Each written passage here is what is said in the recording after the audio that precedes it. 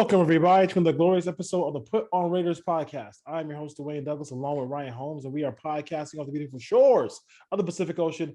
Beautiful day out here in Southern California. Perfect day out here. Ryan, how you doing? The Raiders have a Monday night doubleheader. Usually, when they actually have a doubleheader, it's the second half of doubleheader, the first week of the season. But this was a COVID doubleheader. You got I think, got a couple games tomorrow as well on Tuesday. But all the Raiders win 16-14. A lot to unpack as usual in our quick reaction show. What's your first thoughts about this one here for the Raiders here, Ryan? It was definitely an ugly game, but the Raiders found a way to make the plays at the end of the game. And, as Al Davis said, just win, baby. They're still alive. They're hanging by a thread at 7-7. I think there's 13 teams in the AFC with 7 or more wins, which is hard to fathom this late in the season. But they made the plays when they needed to down the stretch. I was hoping for it to be a little bit more comfortable without needing the heart medication there at the end. But once again, the Raiders played down to the level of their opponent, but made just enough plays, like I said, to get that W. Yeah, I think the one thing I want to take away from it too is probably the fan reaction part of it. Where, listen, if we can't remix "Just Win Baby" when we want to and just want to use it. Like, they won the game. I understand that there's some COVID situations going on. You know what? That's not the Raiders' fault. The Raiders took care of their COVID situation, so hopefully they don't get any more. I know Nate Hobbs went into COVID protocol, but the Raiders took care of what they had to take care of. They went into that game. I think it was like, hey, you're gearing up to play Saturday. Then you got to gear down to come back and play Monday. I think I give them a little bit of credit for that.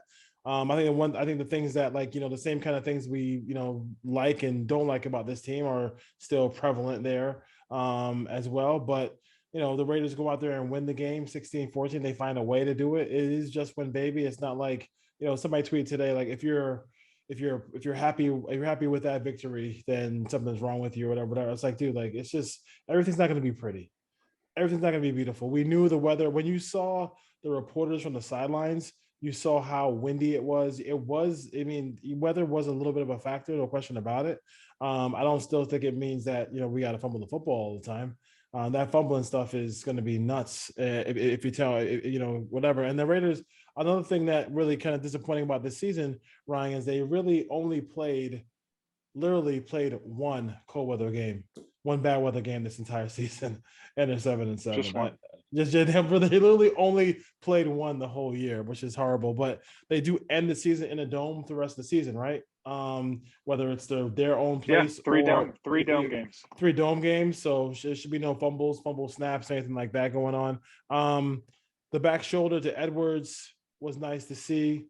Didn't see much after that, I guess, from 89, I guess, in this game. But the red zone things are still there for this team. I think they got there. If they had one more touchdown, this game they're just like they're sitting up on the couch watching the rest of the game, just rushing the passer in this one.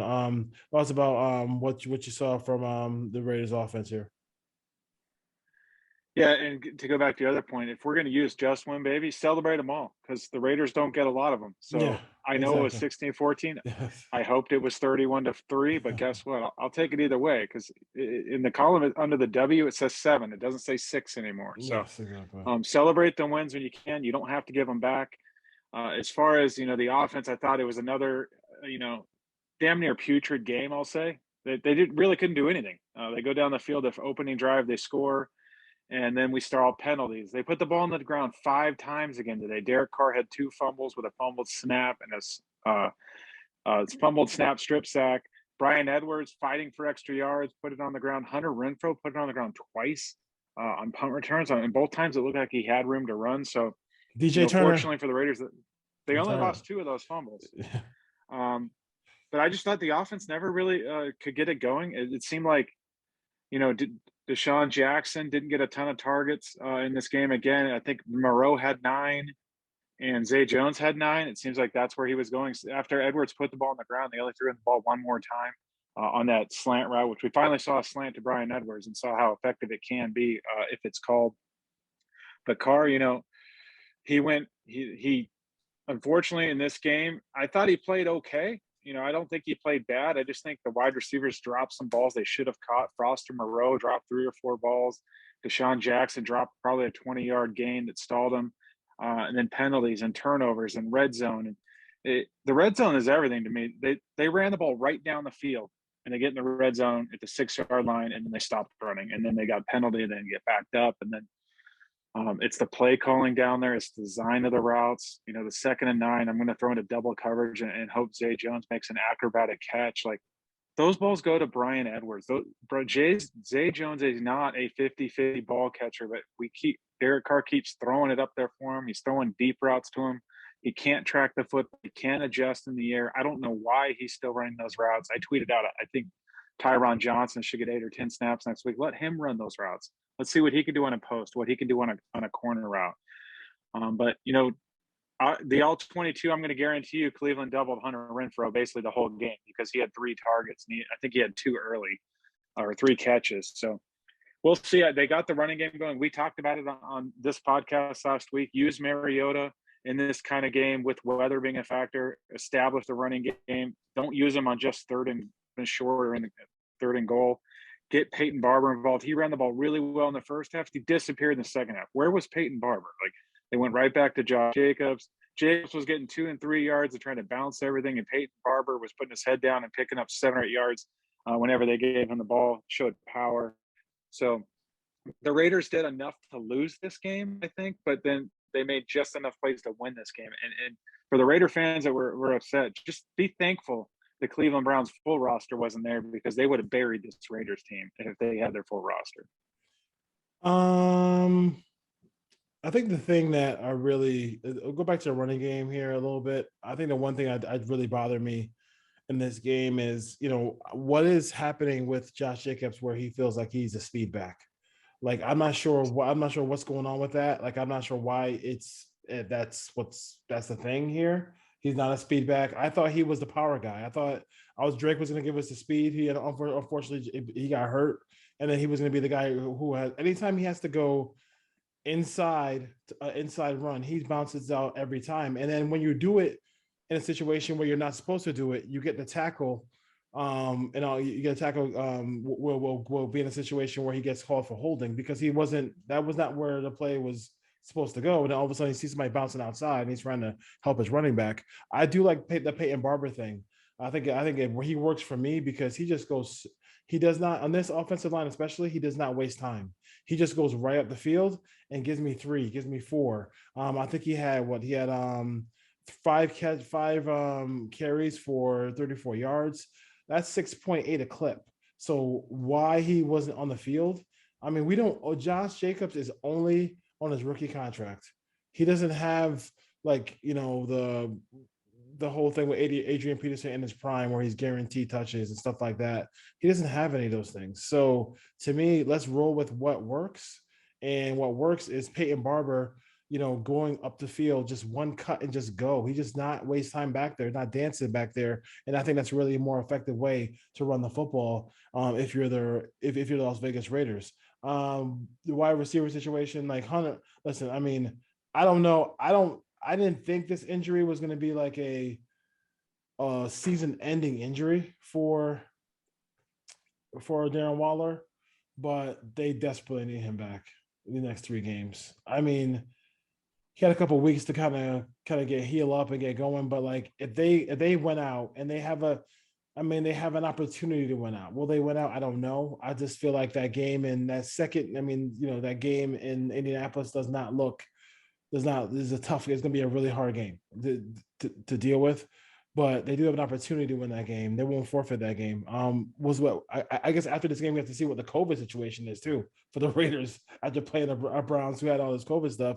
What are your thoughts about this, about Waller and just kind of this, they need him kind of back badly to get this passing game going? Definitely. They need him in the middle of the field. They need him to draw coverage. They need him to help open up Hunter Renfrow. But Waller can make plays and he can win outside. And they need him, like I said, in the middle of the field, that in that second level between the linebackers and the safeties where he can make those plays.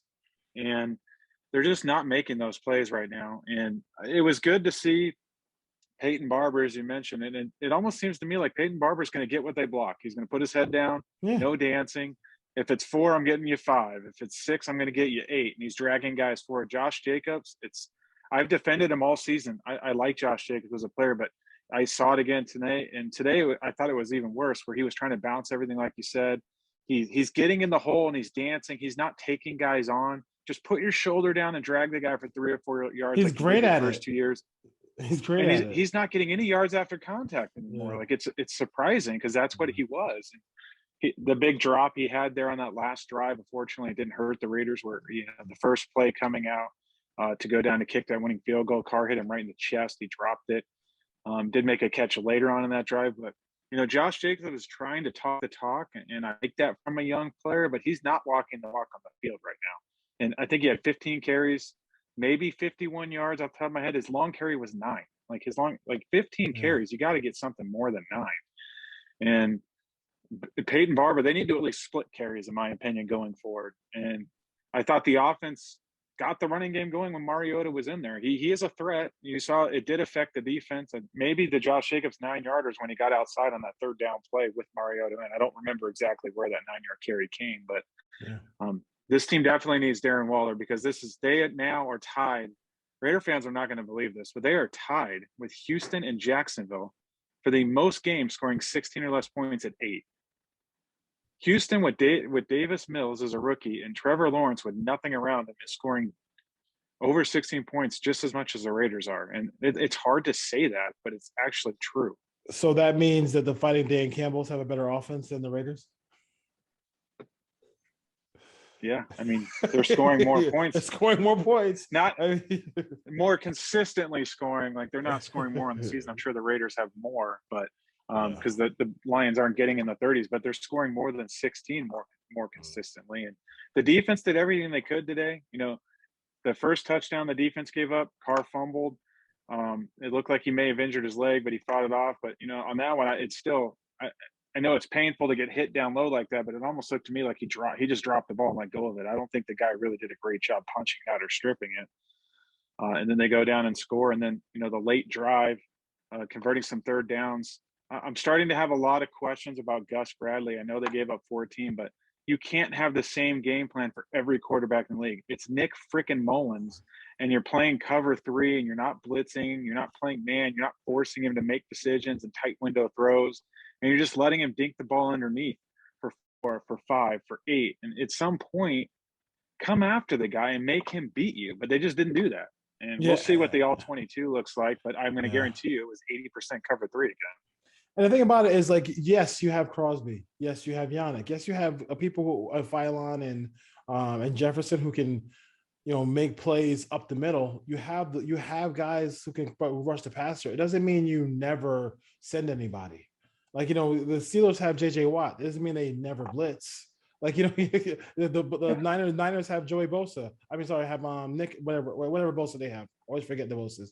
But they have, but they don't sit there and like sit back and just rush 4 every time. You have to send a blitz. And I thought early in this game, like, this is the reason why, like, they kind of struggle to get turnovers, is because they just don't. Yeah. They just never put the quarterback is not going to make mistakes when the platform, as I call it, the clean pocket, the platform is clean. The platform is if the platform is there, like, he's going to make all those throws. Like, because you're giving him the flats, you're giving him all these. I understand what you want to give him, but once in a while, and you have guys who can literally, make him run for his life. He's not even a mobile quarterback. Like, if you're going to send Abram. You want to send, KJ Wright. Send at some point. That excites players to have to go when they get the opportunity to go back and go get the quarterback. You don't think Denzel Perryman on a couple of some of these rushes when he is playing that he can just go ahead and rush the quarterback after dropping in coverage all the time? That's kind of how you keep the dogs hungry, if you will. Yeah, I'm doing this off the top of my head, but I think Max Crosby has 5 sacks this year. He had 2 in the opener against Jacksonville and 3 against Denver. So if my memory serves me correct, he's gone 12 games this year without a sack. And that's not through a fault of his own. He's still winning enough, but offenses have adjusted. they know that you're going to give up the flat pretty much every time you need it. And quarterbacks aren't forcing the ball down the field against the Raiders because they know, one, we can run it pretty successfully, but I can get 4 or 5 yards. Any drop back I want, I can get 3 or 4 yards, either in the flat or, a quick hook over the middle, a curl route, a drag route, something underneath the linebackers. And I think the Raiders, again, I'm going off of memory, 6 interceptions this year. I'm pretty sure they had 4 against Denver. And maybe Trayvon Mullins was against Pittsburgh in week 2. So, again, that's 1 interception since week 6. That's just not good enough that with those edge rushers. So you got to start putting more pressure, bring some A-gap blitzes, bring someone off the edge. I know Nixon came a couple of times, but it's the same blitz now that they're showing most of these weeks. And sooner or later, like, I just want to see a game where they come after him. Like, come after Nick Mullins as much as you can on 3rd and medium to long, and just make him make plays. Yeah. And they got off the field for the most part, but there was no game-changing turnover. I don't think the Raiders sacked him off memory. I don't think they did. They may have had only 3 or 4 quarterback hits. The stats in front of me, I have right in front of me. I don't see they did not sack him for the whole game. They had one and going forward, a tackle for loss from Abram and two tackle for loss from Abrams, and they had Jefferson for a tackle for loss. I think going forward, I think they're going to be able to be fine against Denver because I think Drew Lock's going to have to play that game. And I watched the second half where he had to play last week, and it was the same Drew Lock. There's no feel for pressure, throwing balls up for grabs. The Indy game's going to be an issue. If Jonathan Abram, as much as we want to talk bad about him, if he's out for the rest of the season, it looks like he had a pretty bad shoulder injury in this game and might be out. I don't know how they're going to stop Jonathan Taylor against that offensive line. And Corey Littleton had to play snaps today, and he got basically bulldozed in the run game whenever he had to do anything. So you're going to see a lot of Roderick Teamer, a lot more Dallin Levitt. I'm hoping Gillespie can get up to speed here and at least try to get into some of these sub packages. But this defense is losing players now at the second level that's going to hurt them moving forward. And I think Gus Bradley is going to be even less risk averse by having to put different players out there. He's not going to mix it up. And these offenses, by now, it's week 15. They know exactly what the Raiders are going to do on every down. And I'm sitting at home and I'm like, cover 3, cover 1 cross. Like, oh, they're bringing the slot here. Like, I can sit there and watch TV and you know exactly what they're doing. So you know the quarterback on the other team knows. Yeah. I mean, and I think part of it is like, I mean, that's why these games, they give up that early touchdown to Daniel Jones, right? Because because he came out with a hot start. It was like boom, boom, boom, boom. And it's like, he's 7 for 7. When does he ever go 7 for 7? Like, he's not that kind of quarterback to come out and just go blitzkrieg on you and just go boom, boom, boom and make all the plays. He's just not that kind of player. Don't make him into that kind of player. Get him uncomfortable. And if you want to play cover 3, once you get up, and a part of it is, the offensive part of it is, I think Tom Brady was talking about, or Tom Brady and Bill Belichick talked about just don't, you got to win the game, but you don't want to just lose it. You want to lose it by giving up a whole bunch of plays. But the Raiders have been a pretty good tackling team all year. So, like, I mean, if somebody misses an assignment, I mean, I don't think it's going to lead to a touchdown anyway. But like, I do feel like, you said you made the bet, you made the point 100% why. A guy like Crosby doesn't have a lot of sacks is because, I mean, I know that I can hit the running back out of the backfield if my play down the field is not there. So why am I going to hold the ball? You want them in the pocket burping the baby, like holding the football as long as they can. So the other guys can get there, and the other guys aren't going to get there because they can get rid of it so quickly. Yeah, my hope moving forward, assuming Abram is out, is if Teamer gets a lot more snaps, I think the Raiders can play a little bit more too high because you're not going to have Jonathan Abram having to play too high and playing coverage. So maybe they can play a little bit more quarters, maybe a little bit more cover 6 and kind of vary the scheme. So we'll see what Gus Bradley does here over the next 3 weeks with Abram most likely out. Do you think Teamer and Mooring back there and too high? Yeah, Teamer basically played for Abram after he went out, and then you saw Levitt still came in the dime. They're going to need Diablo to stay at linebacker. I don't think moving him back because he's clearly a better player right now than Corey Littleton. And he's holding up there. if maybe they can get Denzel Perryman back. They really miss Denzel Perryman. But, my hat's off to KJ Wright. I thought he played a great game today, having to step in and play middle linebacker that he hasn't done much this year. To hold Nick Chubb to basically 90 yards on 23 carries is about what you can ask for. So, KJ Wright, that signing paid off today. Quentin Jefferson to me is kind of faded here down the stretch. I have some concerns there. I think Jonathan Hankins, again, strong game inside. I think Jonathan Hankins for the last month has been really good. I know Raider fans don't really like him. On tape, it's been really good, and he made some really nice plays today. They just look at the run defense being bad and blame him, but he's the best run defender on the team outside of Perryman. So I'm all in with Jonathan Hankins coming back in 2022. I think he's a top 10 defensive tackle as far as a one technique in this league. He doesn't give you anything in the pass rush, but they need him to help stop the run.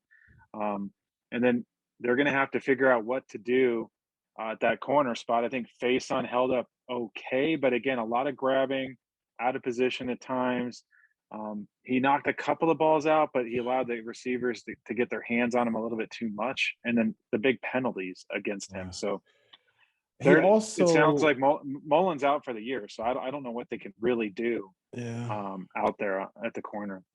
For him, a lot of times there was one play where I think it was Peoples-Jones it was either a comeback route or something in, and he did everything right. It was a DJ Hayden syndrome. He did everything right. Grabbed his arm. And he grabbed his arm. For what, cousin? Like, you have it. You have the play. Yeah. He's not gonna catch this ball. All you have to do is just make the play. It's a PBU waiting to happen, right? And maybe you can hit it up in the air and somebody can pick it off. But he drives me crazy with it. It's something that's in him, and I don't think that's going to change during the season. That's who the player is. So we have to take it from there and see what happens here as far as that goes. Let's see, special teams. I was telling you before the podcast, I really felt, I didn't have any nerves on that kick. I really didn't at all. I just felt like because when they did the first kick, I think it helped the Raiders that Bisaccia did the Mike Shanahan and called timeout right before he kicked it. He made it, and then he had to kick it. He had to kick it again. The Browns kicker had to kick it again, and they ended up missing it. So I think for Cole, he was. Not for Cole, for Carlson, he was kind of waiting for it. Like I don't think he went into that kick thinking that he was gonna just get a clean kick. So he kicked it through, whatever. He was sipping Gatorade. He was good. And then the next boom, 48 yarder. Before that one, I should text you before to confirm it, but I really did not. So I have the receipts for it. But I felt comfortable as hell when he made that, when he was about to make that catch. Make that kick. Yeah, I was the other way. Because there's always that one kick that he seems to just miss. But, like I was telling you, glad the reporters in the stadium tweeted out before the kick, so I avoided the heartache. So I knew it was going in before he kicked it. So that was great because I was on kind of a delay on NFL Network. But I thought the special teams played good. Again, A.J. Cole has turned out to be a steal. He's in the Pro Bowl now. Daniel Carlson, another game winner. I wasn't a fan of the fake punt. I know they converted it on 4th and 1, but it's 10-0 at that point. Cleveland's done absolutely nothing on offense. And if you don't convert there, you basically hand on the ball like the 35-yard line. They ended up fumbling on that drive anyways. I wasn't a fan of the call there, and it was the same fake punt they ran last week. So you would think Cleveland saw that on film and knew it was coming. But to me, just give it to Mariota and let Mariota and Jacobs, because with that combination seems like it works, where those two get on the field together, and Jacobs seems to get a little bit more run, a little bit more yardage when he has him in the backfield, the threat to run from the quarterback position. But yeah, he has to mix up the next fake punt he runs. He probably can run them all day because he's a coach now, special teams coach, right? So, but if he's gonna do it, like, do something a little different now. I'm glad he used the timeout to freeze the other kicker there, because I've been waiting for him to actually use timeouts and not take him to halftime, because he's pretty good at taking timeouts to halftime and end of game. So good for Rich Bisaccia to do that, and it actually paid off for the Raiders. But overall, again, we can nitpick the offense, the special teams, the defense situationally, but the Raiders made enough plays to win, and you don't give back wins in this league. So I'll take it. We move on to Denver, as they would say in Bill Belichick world. All eyes on Denver. They have to beat the Broncos at home with Drew Lock. Did you see how many catches that Jerry Jeudy had last? Jerry Jeudy is just must be beside himself in Denver right now. He must be beside. I mean, like I definitely take him on the Raiders any day of the week. But I just for him, it must be a nightmare for him to be in this situation. Did you see the tweet I sent you from Raiders legend Eli Apple when he wrote on a play that Jeudy broke up an interception? He tweeted best play Jeudy made all day. I thought that was pretty funny. That was funny. That's hilarious. Do you? And then this is the thing that kind of a Rich Gannon thing, but when he talks about in critical moments, I think about players, not plays. Like, what is the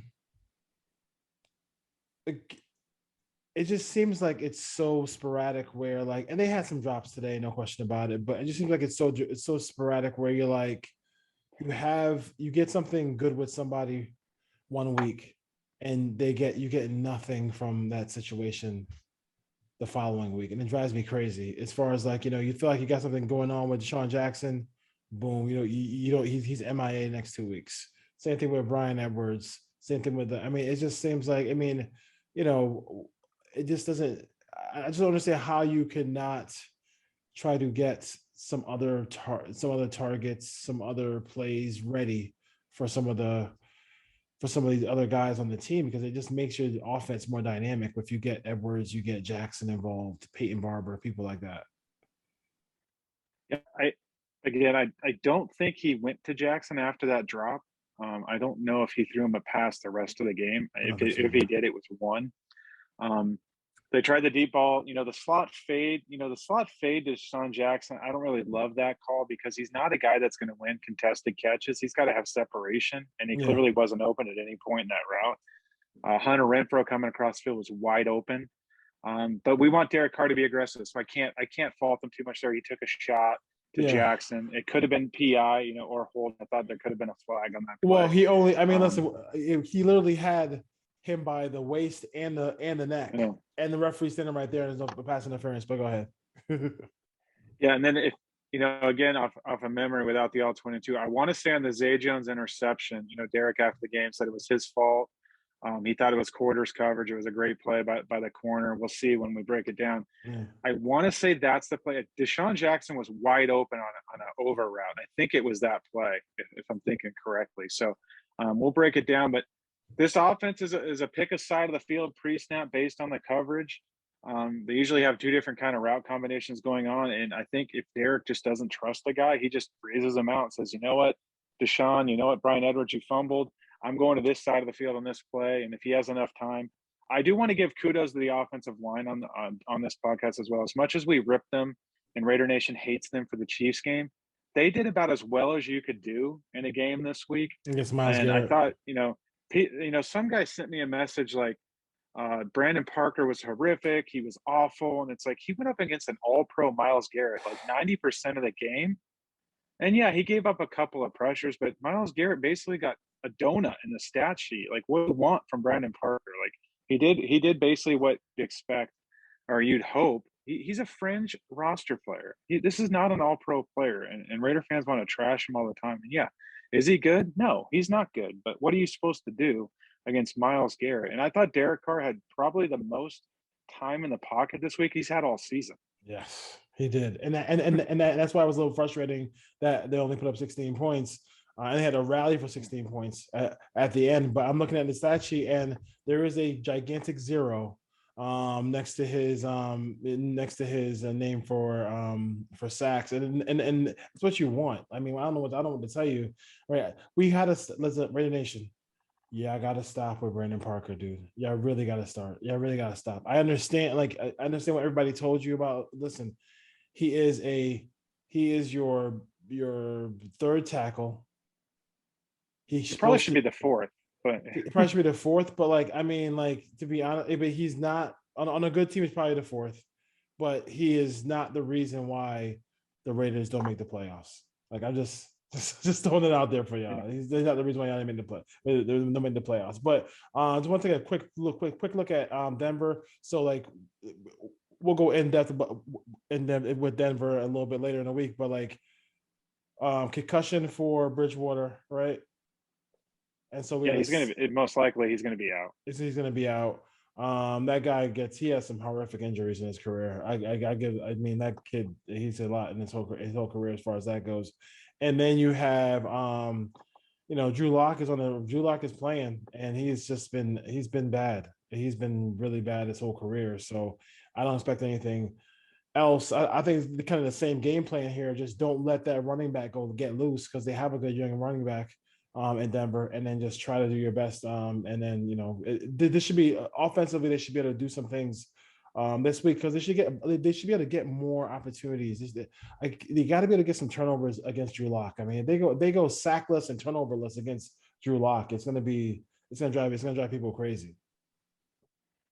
No, definitely. And, I like to look at Pro Football Reference for pressure numbers, just because it's free and it's a database I have access to. And, they've had the Raiders kind of around 10th best all year. I don't know if I agree with that or not, but they've had them around 22%. Denver's the worst team, according to their metrics. So I don't know where PFF has Denver's offensive line, but according to Pro Football Reference, it's the worst pass blocking offensive line by a wide margin in the entire league. The Raiders had, I think, 5 sacks and 4 interceptions the first time they played them. So they should be able to get after them. But they're going to have to stop the run here, because they can't let them get into 3rd and 2, 3rd and 3 and convert. My concern here watching the game last night, I think Drew Lock has a pretty good combination with Albert O. We'll call him the tight end. They played together in Missouri. He seemed to have a pretty decent second half last week. That Denver defense is no joke now. They're number 2 in the league in scoring defense. I think it's 17.5 points a game. That secondary is coming alive. The pass rush is pretty good too. So the Raiders are going to have to run the ball here. I don't think they're going to go out and score 30 points next week. So it's going to be another tough game. But the Raiders seem to have the Broncos number. If there's one team in the division that the Raiders seem to play well against, it's Denver over the last probably 4 or 5 years. So it's at home. It's in Allegiant Stadium. Which is not they put themselves in a position. Can we play both games in Denver? I don't know how many Broncos fans are making the trip on the day after Christmas. So thankfully, the Raiders have this game at home the day after Christmas. So it's a game the Raiders should win. Honestly, everything that it's going right for them. Now, we'll see if they can actually defend their home turf. But 2 of the next 3 at home in the division, the Raiders have a chance here. I think if they win out, I saw a tweet, they have an 89% chance of making the playoffs. So basically a 90% chance if they win the last 3 games. So we'll see if they can do it. Yeah, if they can do it. I mean, it's really great if they if we could press the reset button like in Madden and get that Giant game, that Bear game, or that, or any of these other games they brought early in the year. The Bengals game. And they just had one of them. And it's crazy. I was thinking about this on the drive here. It was like the Lions rear their ugly head, because that tie, if they just they just beat the Steelers, the Raiders would have had the tiebreaker above that team, above the Steelers there as far as that goes. I did want to look at the standings real quick, before we bounce. The standings for the playoffs. I think the Raiders are in 10th. 10th. And they're a game out. And they don't let 10 teams in, right? They let 7, but the good news is if they win out, those are 4 AFC wins. And luckily for the Raiders, 3 of their losses have come to the NFC. So I think if they win out and they only have 4 AFC losses, that they should have a pretty good chance to make it, because they're going to end up having tiebreakers on the Colts, the Browns, the Ravens. The Steelers, they can't because of that tie. They would pass the Chargers, because they'd have both probably pass the Chargers, I think, if I'm doing it right. And then clearly Denver. They'd have the tiebreaker on them. So they'd have the tiebreaker on pretty much everybody, except for the Bills and the AFC or Patriots, whoever doesn't win that division. But that 7th spot is right there for the taking if they win out. And it is interesting now, because with that Patriot loss to the Colts, that's going to be a huge game now coming up when they play the Bills. I think they play Bills this week. That should be a fun game to see if they can actually get some revenge in that one. I can guarantee you they will not be throwing the ball only three times in that game, as far as that goes. All right. Now, let's see you later in the week. Put on Raiders podcast. Quick reaction to the Raiders 16-14 victory. It does feel good to actually have a victory to talk about and not, kind of getting blown out here by all these other teams. But listen, you take them how you can get them. 16 points is not really good enough for the most part, but you want the Raiders to do better than that. But they won, so that's all that matters. Really, all that matters. The logo says it, and also social media. Raiders. Come on, y'all got to do a little better than that, man. If you're gonna get into this game where we're making fun of people who we beat, like we need to do a little better job of that as far as that goes. All right. I do know that I will take a 16-14 win 3 more times this year. So I don't care what the score, as long as you have one more than the other. We got 3 more. We got 3. I'll take a 9. I'll take a. Give me what the Saints did to the Bucks. I'll take that one. And yes, folks, Dennis Allen will not be a candidate for the Raiders job. Please. No, we can't do that. All right. Talk to you later. All right. Take care.